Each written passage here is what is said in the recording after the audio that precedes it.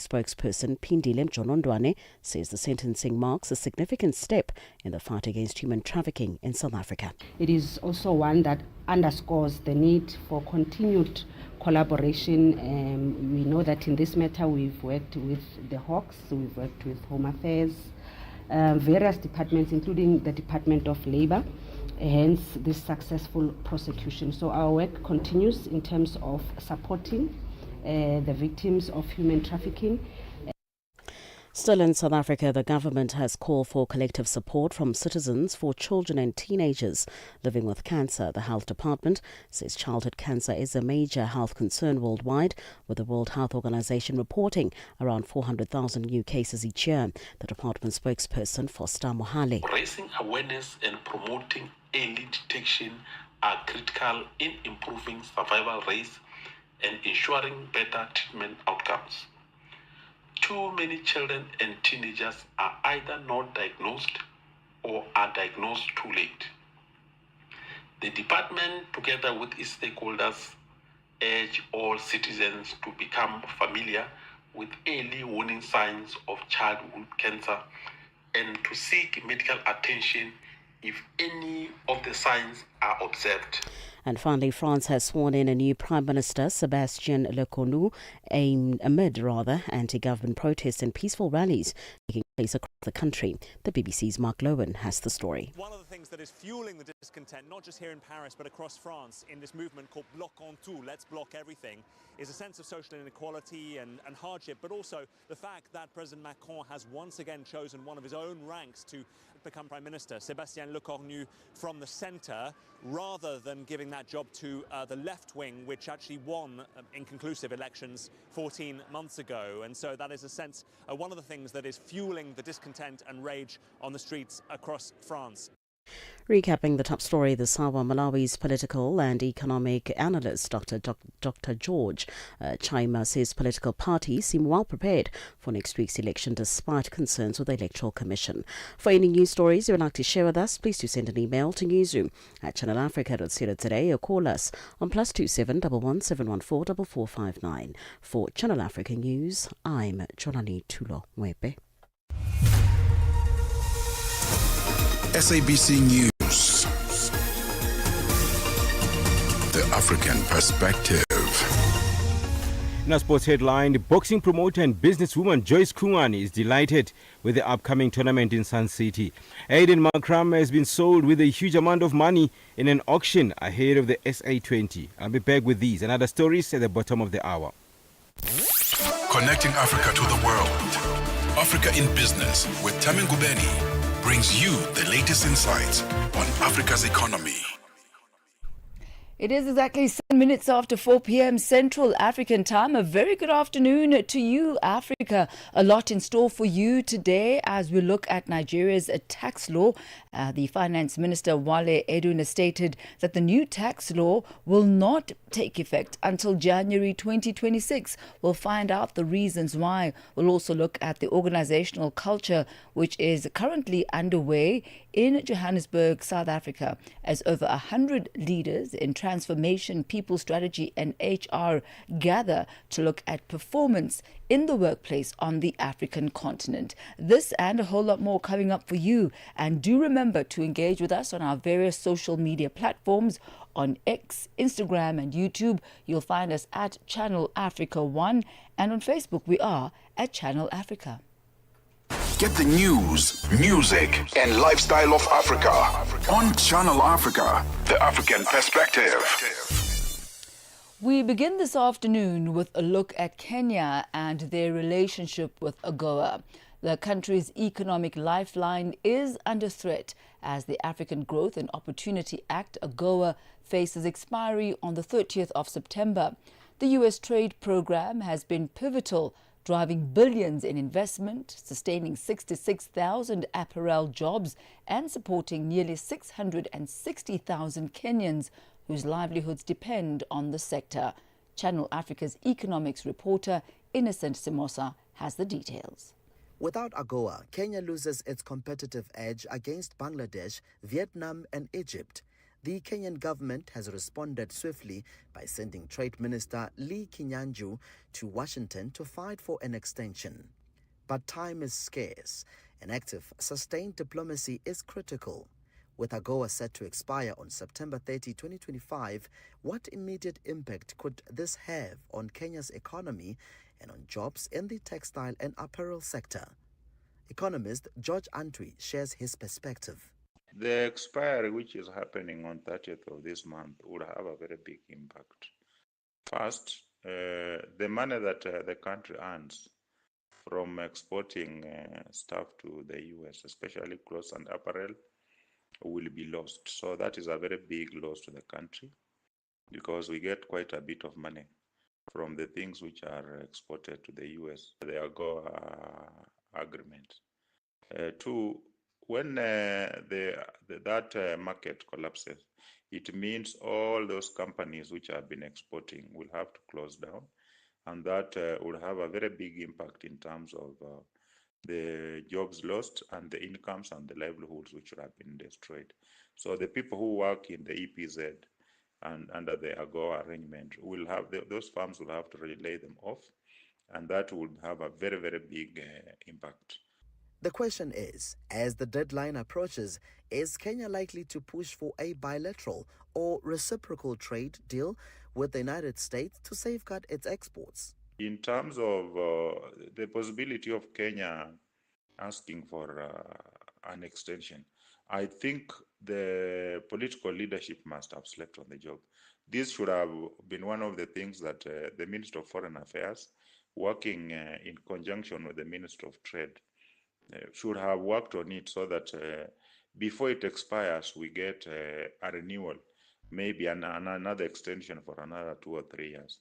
So I even expected when Kenya was, when President Ruto was negotiating for Kenya to be made a major NATO ally, that is one of the things that should have been extended.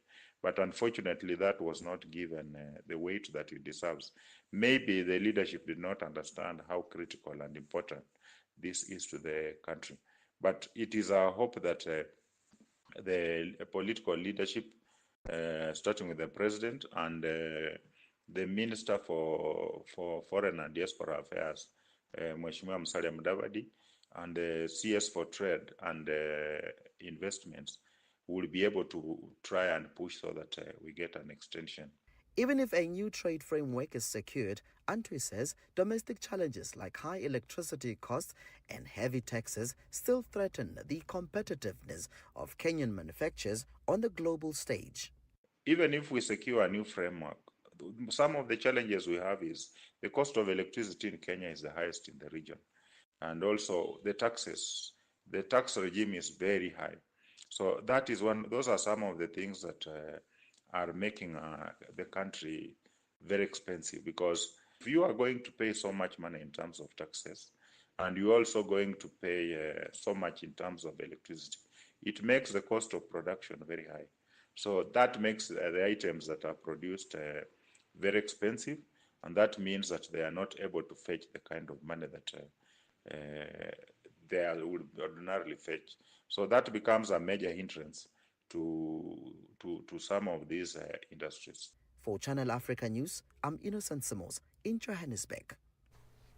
It has gone exactly 13 minutes after 4 p.m. Central African time from Kenya all the way to Nigeria, where the country's finance minister Wale Edun has stated that the new tax law, which includes a 5% fuel additional charge, will not take effect until January 2026. Now, the tax bill that was signed into law in the month of June was designed to harmonize tax rules and also to boost very much needed revenue. And this is all part of a broader fiscal overhaul in the country. But this is a move that has since generated widespread anger among Nigerians. Organised labour has given the government an ultimatum to cancel it or face industrial action. For more on this, we joined this afternoon by Dr. Adeniyi Ifetayo, Public Affairs Analyst and Media Consultant. A very good afternoon to you, Doctor. Welcome to Africa in Business. Good afternoon. It's my pleasure to join you via Zoom. Perhaps let's start off by taking a look at why this new tax bill was put in place and give us a bit more details as to what exactly it entails. Yeah, first and foremost, in as much as government need tax to execute infrastructure to better the life of the citizen, but I think sometimes when they introduce them, it's not timely because you will recall that 2 years ago, as soon as this current administration came into power, he announced that subsidy is gone and subsidy was gone, and we are still facing the impact, the effect, because there are no measures put in place to cushion the effect of the pains of subsidy removal. So coming out to say in January 2026, you want to remove, you want to add 5% fuel tax consumption, whatever it is untimely and is not showing the reality that is on ground. And I think when they said democracy is the government of the people, for the people, by the people, what is government doing, to bring good governance to the people? Not that inflicting more pains, inflicting more tax. We've been having tax after the other, but I don't think it's timely and it's not Nigeria. They are not feeling it at the moment. And what has been the reaction on the ground from general Nigerians as well as business at large? Yeah, first and foremost, there's issue of double taxation, multiple taxation, which is not a good thing for business environment, especially our economy or our day-to-day living revolve around the fuel to move what you are going to eat, you are going to transport yourself, to go to school, to go to your office, you are going to move, transport yourself, and which is a driver will tell you that they've increased the fuel, and thereafter, of course, it's going to increase the cost of transportation. So even a bread seller will want to increase. So everything is going to increase and it's going to affect. And it's not that it's not commensurate with the people who are working. It's not as if because they've increased the fuel, your salary is going to be increased, or your what's it called? Your salary is going to be increased, or your revenue is going to be increased. No, nothing of such. So the Nigerians, they are not feeling it at all. They just hope the government will have a change of heart. And the Nigerian Labour Congress, they said they promised that they are going to go like a showdown with the government to go back to his drawing board, not to increase the fuel come January. You've clearly illustrated how Nigerians right now cannot afford to be taxed more. There's the ongoing cost of living crisis, followed by the subsidy removals that we've spoken about, and also the Naira devaluations. Those are all various factors that have led to a rather stringent economic climate in the country. But let's look at this now from the government side. As far as the Ministry of Finance is concerned, how much revenue does the Nigerian government hope to collect from the 5% fuel surcharge, and perhaps what delays have any impact on the government projections been? No, in as much as you are going to collect billions of naira, but that is not the issue. The issue is this is the time the government should think out of the box. They can make so much in agriculture, they can make so much in tourism, they can make so much in other non-oil sector, because just like I told you, Nigerian ways of life is like fuel dominated. Whatever affect fuel, whatever affect cost of transportation, it snowball to every sector of our economy. So I think if government should not think about how much are we going to make, what are we going to use the money for. You've removed the subsidy. You told us you are saving some money from subsidy removal. What are you using it for? If you say you have saved billions or trillions of naira, let Nigeria, I think it's high time government should be transparent. Let them know what the money have been used for so far, what have been expended on. Does it commensurate with what you have said you are going to do? It's not about how much they are going to generate, it's the impact. So I think it's high time government should think out of the box. There are several have been to Estonia. 80% of their revenue come from tourists. They come there. Nigeria has so much tourist attraction potential, but government is not looking at that. It's just this oil, this crude oil, and only that they tend to focus on agriculture, creative economy. Those are the areas they can look into, to impose maybe 1%, 2% charges, not what affect ordinary human beings. You recollect that our average minimum wage is just 70,000 naira, which is less than $50, per month. So can you imagine somebody using, how much is he going to use to take care of the cost of feeding, transportation, allowance, electricity? So those are the things for me. It's not about how much are they going to generate to execute their project. If you need more money, think out of the box. Look at other non-oil revenue. So let's look at this way, Doctor. There has now been a postponement of the implementation of the Nigeria Tax Act to January of 2026. What do you make of that decision? And could this perhaps set a precedence where politically difficult revenue measures are continually postponed? And could this in any way undermine the overall fiscal reform and the trajectory that the country hopes to attain?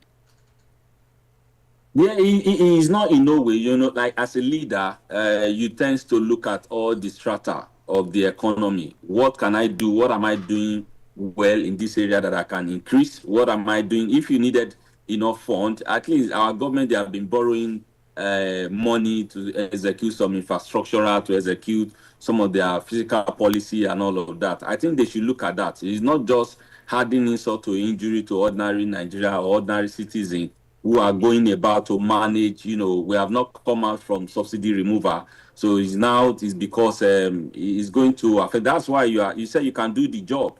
That's why you came up for, to contest an election. So I believe they should think out the box. I believe it is high time they should make life easier for ordinary Nigeria, not because your agenda. There are some policies that once it favor the rich, is only the masses have suffered the outcome. And like they say, African proverb that where two elephants fight is the grass that suffers, So they shouldn't look at it that way because of their project, what they need to do. They need more money. No, look at the other way. Think out of the box. And that's why you say you can do it, not that inflicting pains to ordinary Nigeria, because you want to achieve your fiscal policy and all of that. Dr. Adeni Ifetayo, we thank you so much for your insight and your time this afternoon. Thank you. It's my pleasure to be here. Thank you, Doctor. He is public affairs analyst and a media consultant. That's Dr. Adeni Ifetayo, taking us to exactly 21 minutes after 4 p.m. Parlez-vous couramment le français? Êtes-vous passionné par la radio? Et êtes-vous qualifié pour travailler en Afrique du Sud? Envoyez-nous votre CV et votre 3 minutes démo en MP3 à @channelafrica.co.za pour avoir une chance de rejoindre la famille Channel Africa. Si vous n'avez pas de réponse après 14 jours, cela signifie que vous n'avez pas été retenu. Channel Africa, la perspective africaine. Connecting Africa to the world. Africa in Business with Thami Ngubeni brings you the latest insights on Africa's economy. It is now 22 minutes after 4 p.m. Central African Time. Organizational culture was under the spotlight at the Culture Summit Africa 2025, which took place in Johannesburg, South Africa. Here, over 100 leaders in human resources, transformation, people strategy and leadership are meeting to discuss how organizational culture drives performance across the African workplace. Channel Africa's Nhlanhla Mahlangu attended the summit and filed this report. The summit saw a gathering of professionals to discuss organizational development, leadership and strategic challenges. The event provided a platform for sharing insights, learning new strategies, and collaborating on solutions for organizational growth, innovation, and sustainability. Rauleka, CEO at Pele Energy Group, says across the continent, organizations are rethinking how they lead, engage, and connect. So organizational culture is central. It's important. It's essentially not only the glue that underpins everything, but it's the lifeblood that fuels everything, right? So when you talk to how important is it, I'd almost give you this analogy in explaining its importance, right? You can be conscious of an act you're doing, or you can be unconscious of an act you're doing. But either way, you suffer the consequences of that action, right? An organizational culture is probably that one thing that organizations ignore at their detriment, right? You focus on profit, you focus on strategy, you focus on human resources, and all of those things in and of themselves will yield an outcome. But that outcome won't be the outcome you want unless those key variables are embedded with a consciously structured organizational culture which is fit for the outcome you want. Dr. Pepe Marais, co-founder of Joe Republic, says organizational culture is the shared values, attitudes and practices of any organization. My narrative will always be to build culture around the power of one word, authentic essence. I mean, the speaker that just spoke after me, their word is empower.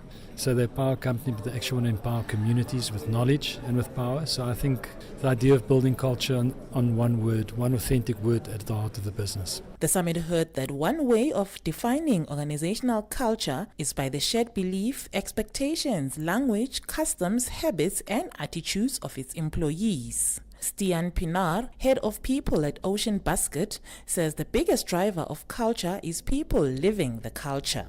If it doesn't start from the leaders, it is very unlikely to trickle down to crew. And it can't come from bottom up, it is absolutely from top bottom. Everybody, it's not even up down, it's everybody in the company that needs to live it. First edition of the Culture Summit, I can't believe that there hasn't been previous ones focusing on culture. I think it is an incredibly topical conversation, and the turnout, it shows the absolute need for this conversation to happen. So Happy Sandpit has done an incredible job. The summit concludes on Thursday, the 11th of September. Reporting for Channel Africa, I am Ntlanhla Mahlangu in Johannesburg.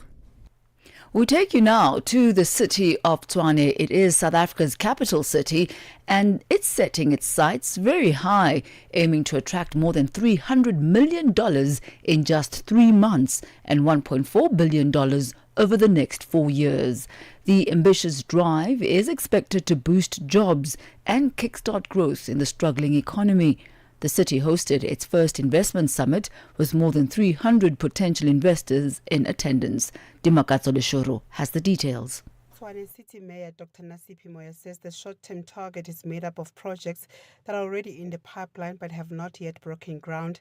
The investments will span key sectors such as construction, agriculture, agro-processing, the automotive industry and tourism. We then looked at the projects that are in the pipeline, that if we support them either with infrastructure, whether with the legislative processes, the issues of zoning, the applications for different legislative requirements, we can be able to assist them so they can start by end of the year. The 3-month goal forms part of a bigger objective to draw over $1.4 billion by 2029, with the aim of creating 80,000 jobs and lifting the city's economy by nearly 4%. But with South Africa's growth stuck below 2% for more than a decade and fixed investment continuing to contract, the mayor acknowledges it's a tough challenge. It's definitely ambitious, and rightly so. It must be ambitious, because if we're not ambitious in the first period of these 5 years, we're not going to be able to catch up. So you would rather have an ambitious target, you fall short, you then use the second year to catch up,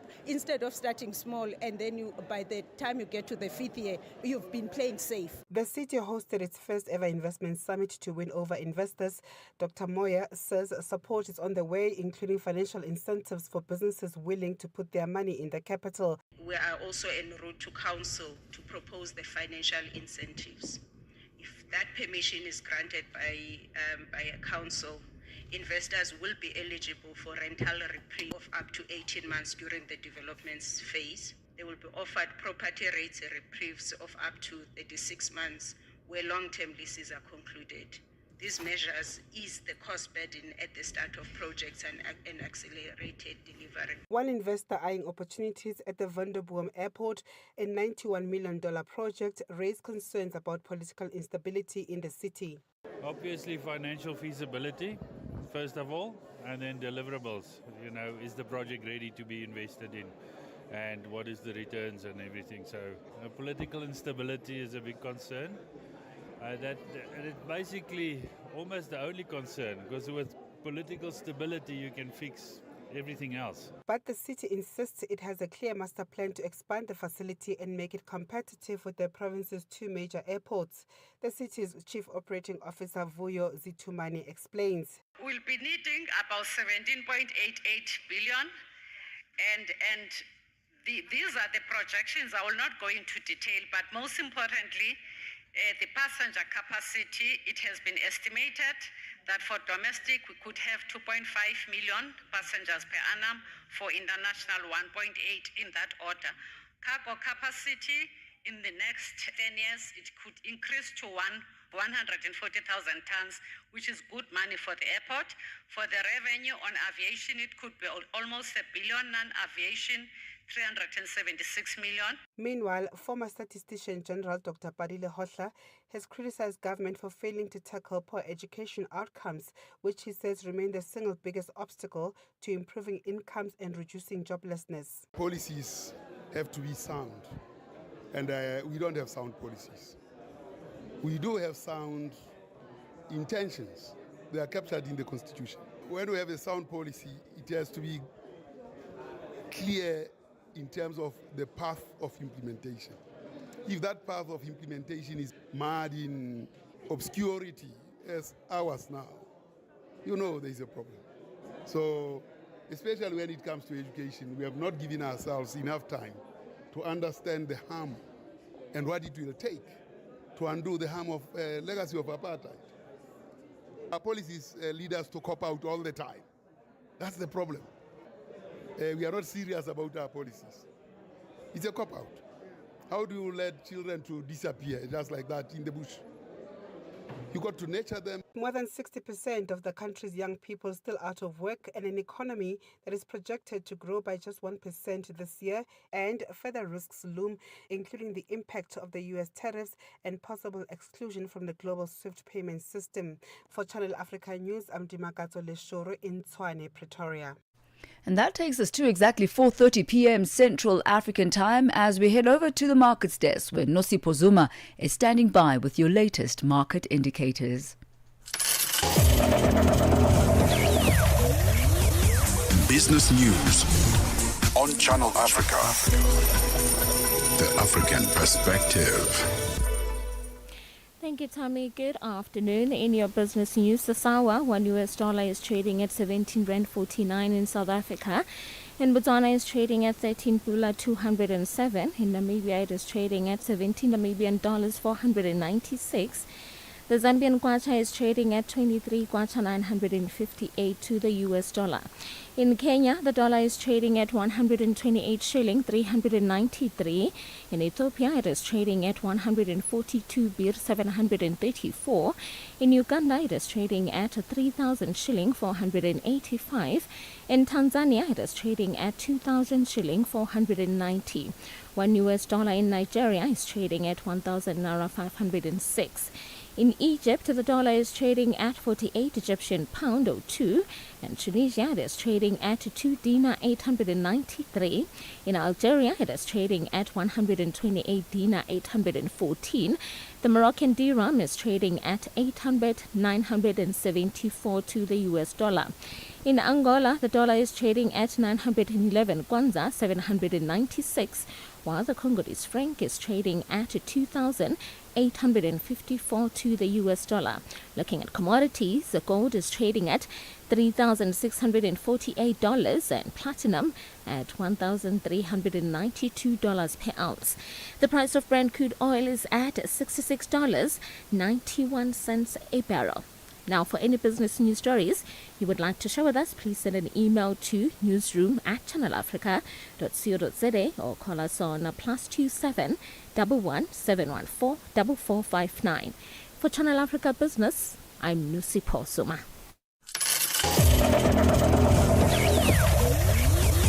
Business news on Channel Africa. The African perspective. And the latest from the business of sport with Figile Lingwate. Sports on Channel Africa. The African perspective. Thank you, Thami. In our business of sports, we start off with the cricket news. Divald Brevis and Aiden Markram shattered the Betway SA20 Season 4 player auction records, with the pair becoming the most expensive buys in the history of all auctions to date. The South African top order bettors, who were the talk of the town before they are going under Richard Medley's hammer, were in huge demand in Johannesburg, setting the entire cricket world abuzz during the tense bidding wars for the marquee sets. The Pretoria Capitals, who had Indian legend and new coach Sourav Ganguly setting the bids for the Centurion franchise, won a bidding war with Joburg Super Kings to land Brevis for a whooping $942,000 to become the most expensive player brought in the SA20 auction history. Brevis is homegrown in Pretoria and will return to Centurion after playing the past 3 seasons at My Cape Town. This was part of a hugely exciting marquee set one, with Brevis' purchase coming just 12 minutes after Aiden Markram was bought for $800,000 US. Now, boxing news. Boxing promoter and businesswoman Joyce Kungwani is delighted with the upcoming tournament scheduled for Sun City Super Bowl in South Africa's Northwest Province. The tournament will be hosting 5 bouts on the day. Kungwani shed more light on how she managed to get partners and partnerships with the International Municipal BRICS Forum, known as IMBRICS, and Northwest Province to make the tournament a success. When the BRICS ambassador, South African BRICS ambassador, actually spoke to me to say, look, we will be having this, which was initially meant to happen in Joburg, by the way. And he made an offer to us to say, would you like to put a boxing event enclosing the forum? And obviously that was an exciting invitation for me. I jumped for a moment, grateful to our ambassador who actually made sure that the TLB becomes the part of the event, the IMBRICS that will be happening in Sun City, by the way. Kungwane is lamenting the financial assistance for boxing promoters, women in particular, in staging tournaments that will generate enough finances for boxers. She elaborates on where she believes change can be done. Would appreciate if corporate can come back and support boxing. We cannot rely solely on government because it's also not sustainable, and there's many of us right now. And if we're having corporate coming to support it, I think that will be better. Look, I don't want to sound racial, but it's a challenge for us black people, if I must be honest. Second thing is the broadcaster who has made it very difficult for us to push, because when you approach sponsors, the first question they ask, do you have TV? And if you're not sure of having TV, how then do you convince the sponsor to come on board? So it's a challenge. Kungwane did not mention the prize money that the boxers will get. However, she pointed to the opportunity that will bring for participating in front of the world. Look, the fact that the boxers will be fighting under IMBRICS, that alone gives them a different platform where the world is going to see them. You know, this is one challenge that we've been raising, to say our boxers are not known because they're not getting the real exposure or the correct exposure as compared to the yesteryear boxers. So it's a great opportunity for all of them to fight under BRICS. And the prizes for the main title is that the SA belt. Let's end with Alexander Isak. Says he's glad to be on the pitch again after sealing his record-breaking move to Liverpool. The 25-year-old completed a $169.46 million switch from Newcastle United to Liverpool on transfer deadline day, bringing an end to a transfer saga that had dragged on throughout the close season. For any sports stories you'd like to share with us, please send an email to newsroom@channelafrica.co.za or call us on +2711 714 4459.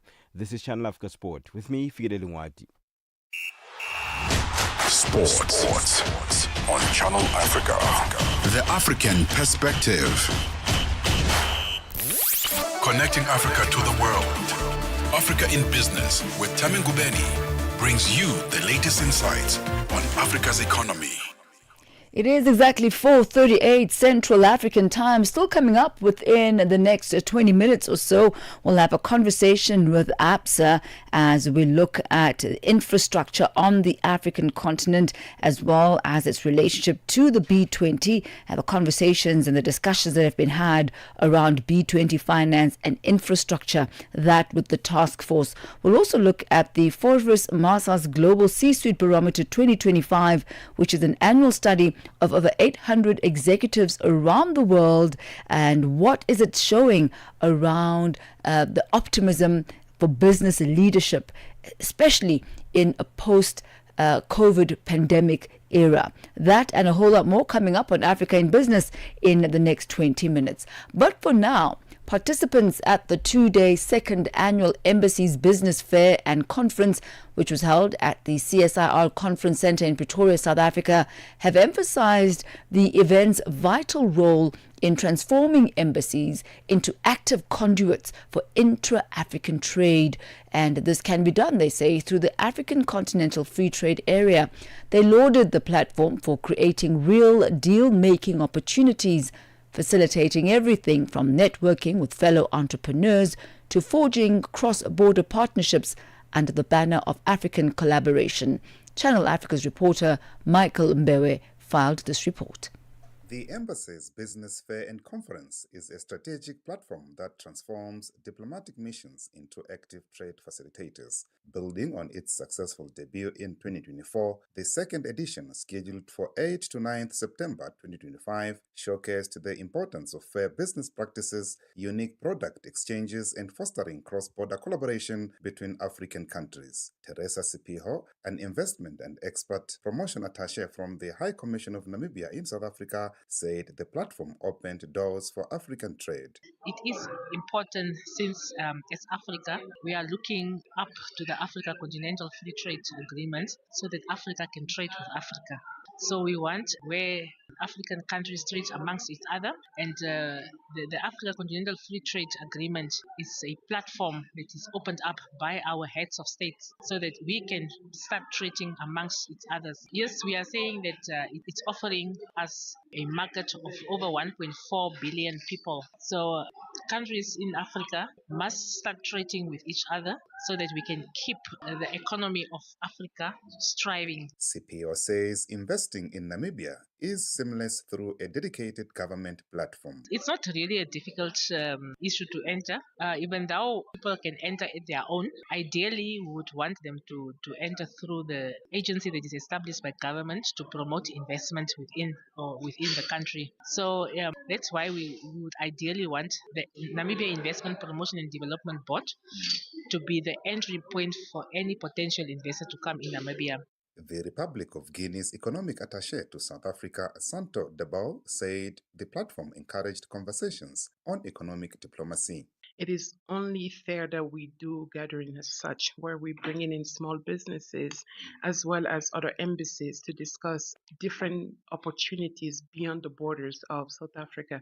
I think one of the main takeaways from this gathering is the promotion of economic diplomacy. So diplomacy is no longer about political. Now we do want to capitalize on these agreements and open up our borders to trade. Furthermore, Dabo affirmed that under the current leadership, Guinea is open for business with incentives.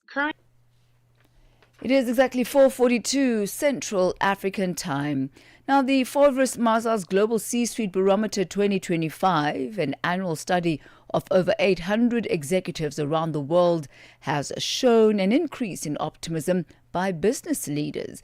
A number of businesses that were surveyed had retained investment potential, and a number of countries continued to receive government support post the COVID pandemic. The study has also found that technology and innovation, sustainability commitments are among some of the key themes driving the growth trajectory.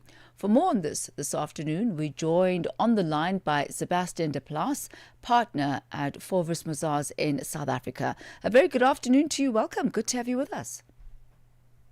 Good afternoon, Thami. Thank you for the invite. So when we look at the survey and the results of this barometer, around 94% of the leaders who were actually surveyed expressed optimism about growth, and 89% were anticipating increased revenue. Tell us more about these insights and how sustainable is this confidence, especially in the midst of global volatility? Yeah, thank you. So, Thami, I think every investment and every return on investment goes with some risk. So the question is, what are the risks versus the return on investment? We know that in Africa, we have a population that will grow from 1.5 billion people to 2.5 billion people in the next 25 years. So obviously, it opens a lot of opportunities. We will have more people consuming.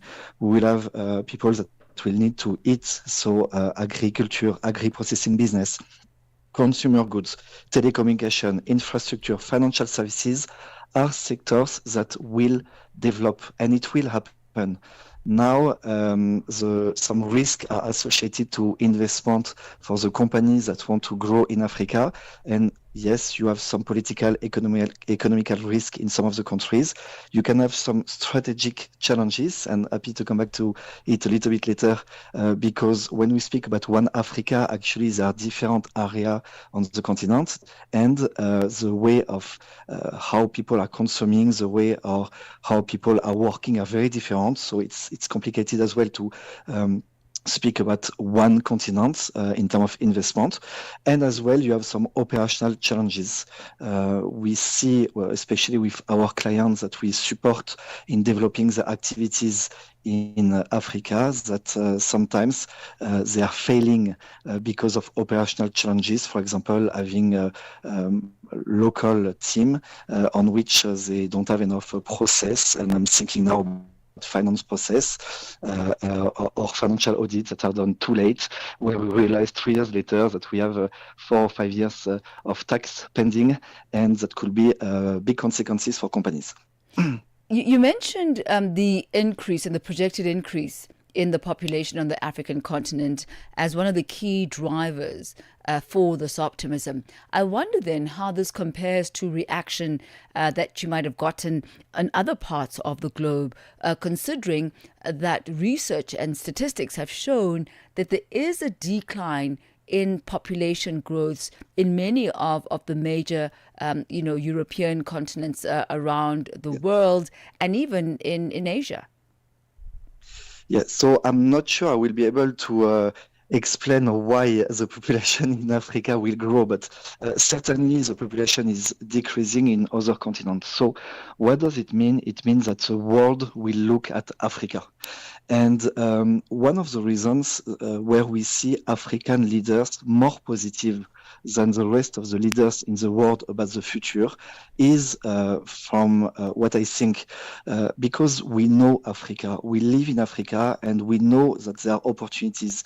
We see solutions to technical challenges where in some other countries or area in the world, we see problems. If I may give one example, you can hear from my accent that actually I'm French. I live in South Africa for 10 years, but I'm initially from France. And when I see all the business leaders in Europe talking about Africa or talking about South Africa, I sometimes feel that we are talking about two different worlds. Only when they arrive here, only when they start to understand how we live here, they realize that the image they had is not a good one. They feel that in South Africa, we don't have electricity. You will get murdered every time you leave your house, and nobody will have water to drink in the coming weeks. Where we see that we have challenges here, but it's not so radical, and we have solutions, and we see opportunities there. So the world will look at Africa, but we know from Africa how to take opportunities better than other business that are not yet on the continent. Very interesting point there. I'd like us to look for a moment at technology and the fact that technology transformation more specifically, does remain the top strategic priority internationally. So how are African leaders adopting the use of technology, and how are they managing the associated ethical concerns and the regulatory gaps that do exist within technology? So this is a big challenge, not only in Africa, but in the world, because it is growing very fast and exponentially fast. I think today we are at the level 1 on 100. And we will reach 100 in the next 2 or 3 years. So it will go very fast, and the companies absolutely need to follow, otherwise they won't be competitive anymore, and they will be lost in that race. So one of the challenges that we have in Africa, more than in some other continents, is that we need to find the right resources, because implementing AI in a company is not only saying to your employees, you need to work on or use a Copilot to answer your emails quicker. It's much more complicated than that. Writing a good script for Copilot, to come back to that example, needs to have people that are trained. And one of the challenges in Africa is, or in South Africa, is that sometimes we have young professionals coming with a diploma, but they don't have enough experience. So they come with a diploma saying, we know data analytics, we know AI, but they have never worked on a real case. And it is the responsibilities of the companies to train them or to invest in training institutions.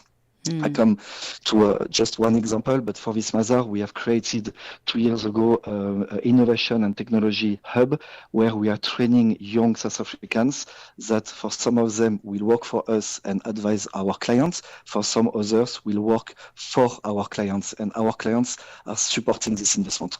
Sebastian Deplace, thank you so much for your insight and your time and just taking us through just some of the outcomes of this barometer. Very much appreciated.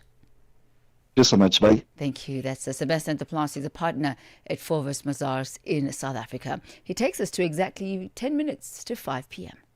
Get the news, music, and lifestyle of Africa on Channel Africa, the African perspective.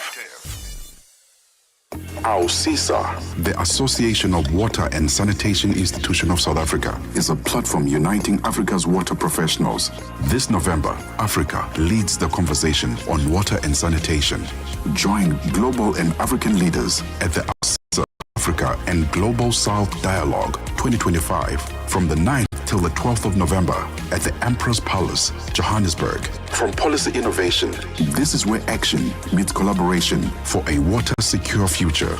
Register today at ausisa-watersan-dialogue.org or follow at AUSISA on social media. AUSISA, working together for sustainable water and sanitation security in Africa.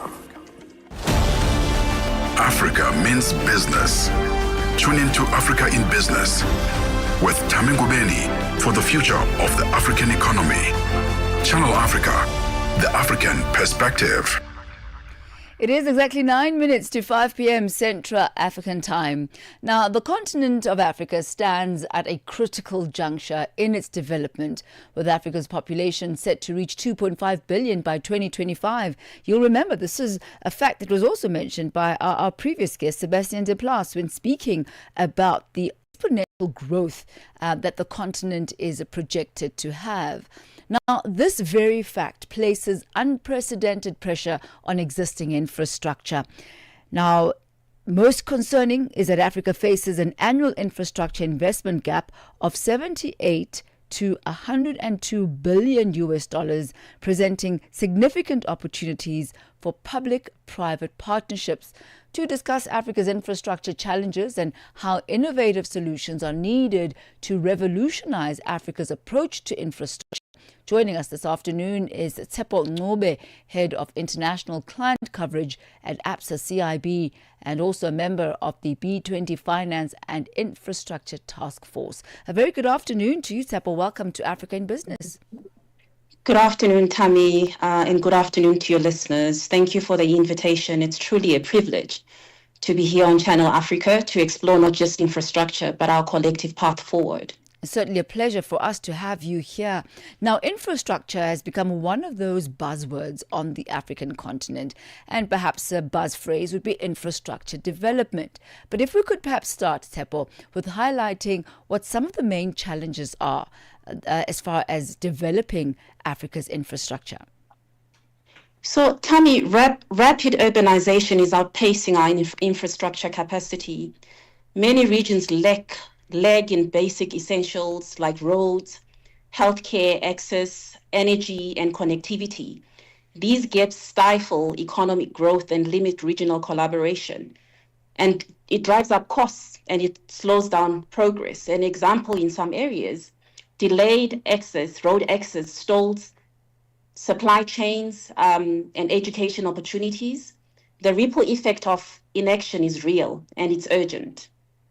And I wonder, Tshepo, how the growing population is impacting Africa's infrastructure needs. Just before you and I had this conversation, we were speaking to Sebastian de Plas from Favius Mazars, and he was speaking about the potential, the positive potential that this growth spurt is going to have as far as various sectors are concerned, like agri-processing, etc. Because they're going to be more consumers, obviously then other sectors need to create where for those consumers to be able to consume. But what impact on the adverse side does this have on infrastructure and the needs that the continent has?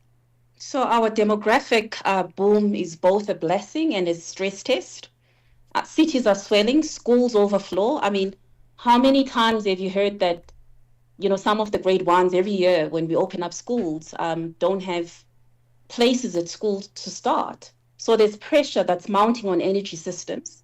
If we don't act swiftly, we risk social unrest, economic stagnation, and unmet human potential.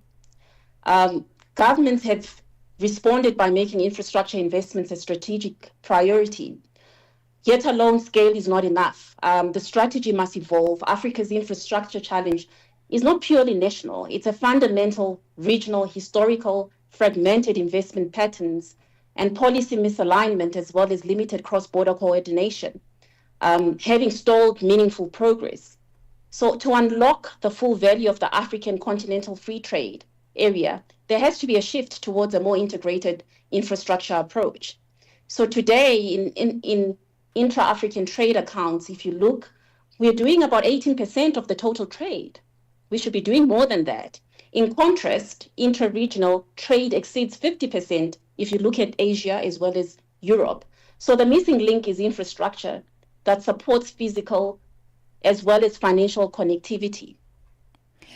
And I wonder what role public-private partnerships play in infrastructure development, and what can financial institutions do to support that infrastructure growth?